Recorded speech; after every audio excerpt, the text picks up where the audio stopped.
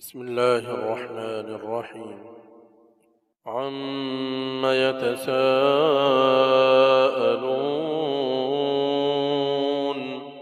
عن النبأ العظيم الذي هم فيه مختلفون.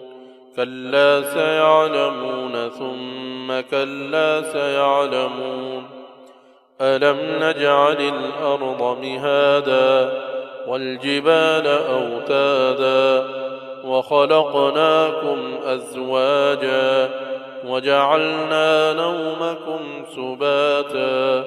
وجعلنا الليل لباسا وجعلنا النهار معاشا وبنينا فوقكم سبعا شدادا وجعلنا سراجا وهاجا وأنزلنا من المعصرات ماء ثجاجا لنخرج به حبا ونباتا وجنات ألفافا إن يوم الفصل كان ميقاتا يوم ينفخ في الصور فتأتون أفواجا وفتحت السماء فكانت أبوابا وسيرت الجبال فكانت سرابا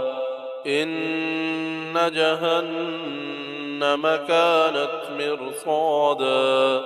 للطاغين مآبا لابثين فيها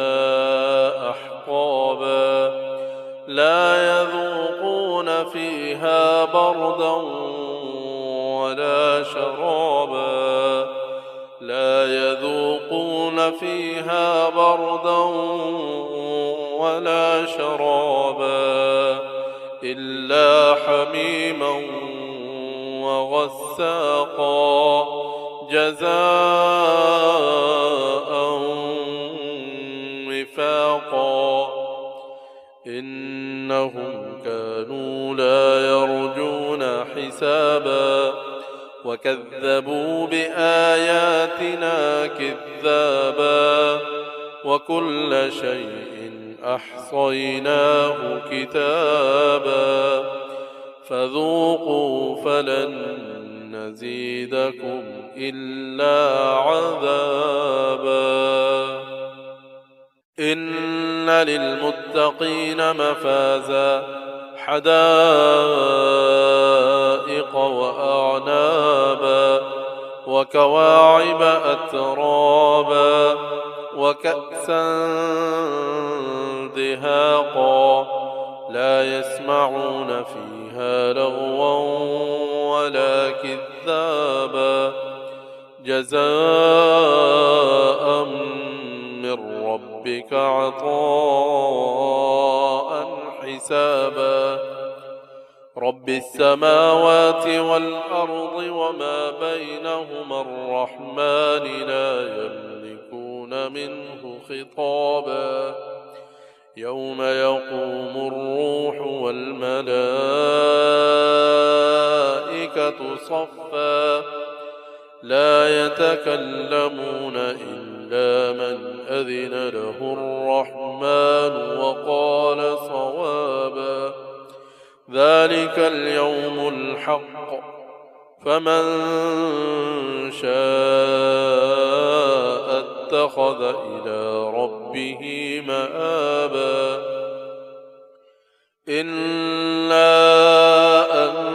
أنذرناكم عذابا قريبا يوم ينظر المرء ما قدمت يداه ويقول الكافر يا ليتني كنت ترابا